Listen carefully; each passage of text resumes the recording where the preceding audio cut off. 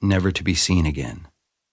But other than the cruel fangs and the constant threat of death and torture, there wasn't much to fear in Scree.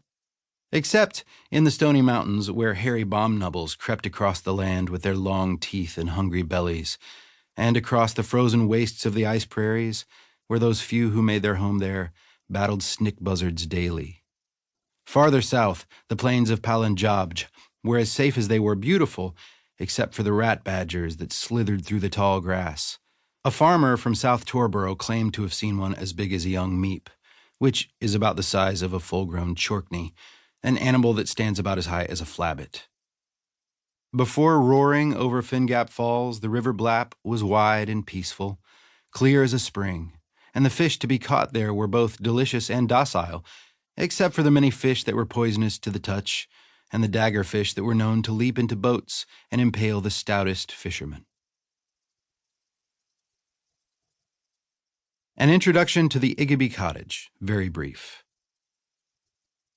Just outside the town of Glipwood, perched near the edge of the cliffs above the dark sea, sat a little cottage where lived the Igiby family. The cottage was rather plain, except for how comfortable it was, and how nicely it had been built, and how neatly it was kept in spite of the 3 children who lived there, and except for the love that glowed from it like firelight from its windows at night.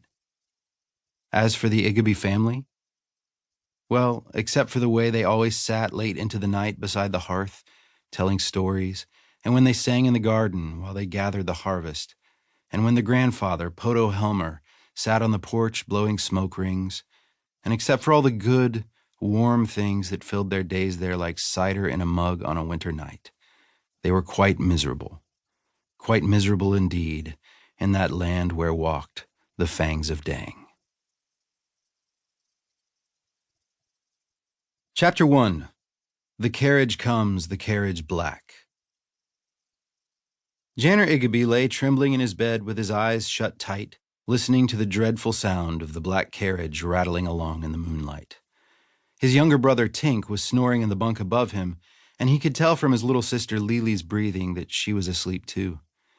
Janner dared to open his eyes and saw the moon, as white as a skull, grinning down on him through the window.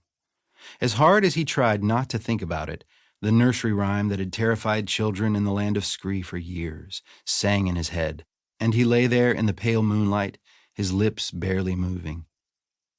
Lo, beyond the river Blap, the carriage comes, the carriage black, by shadowed steed with shadowed tack and shadowed driver driving. Child, pray the Maker let you sleep when comes the carriage down your street, lest all your dreams be dreams of teeth and carriages arriving. To rest you from your berth and bower, in deepest night and darkest hour, across the sea to frozen tower, where Nag the Nameless pounds you. At Castle Throg, across the span, a world away from kith and clan, you'll weep at how your woes began the night the shadows bound you. Away beyond the river Blap, the carriage came, the carriage black, by shadowed steed with shadowed tack, the night the carriage found you. It's no wonder that Janner had a hard time sleeping once he heard the faint thud of hooves and the jangle of chains. He could see in his mind the forms of the crows circling the carriage and perched atop it, hear the croaking beaks and the flapping of black wings. He told himself that the sounds were only his imagination, but he knew that somewhere in the countryside that very night, the black carriage would stop at some poor soul's house, and the children there would be taken away, never to be seen again. Only last week, he had overheard his mother crying about the taking of a girl from Torborough. Sarah Cobbler was the same age as Janner, and he remembered meeting her once when her family had passed through Glipwood. But now she was gone forever. One night she lay in bed just as he was now. She had probably kissed her parents goodnight and said a prayer, and the black carriage had come for her. Had she been awake? Did she hear the snort of the black horses outside her window, or see the steam rising from their nostrils? Did the Fangs of Dang tie her up? Had she struggled when they put her into the carriage, as if she were being fed into the mouth of a monster? Whatever she had done, it was useless.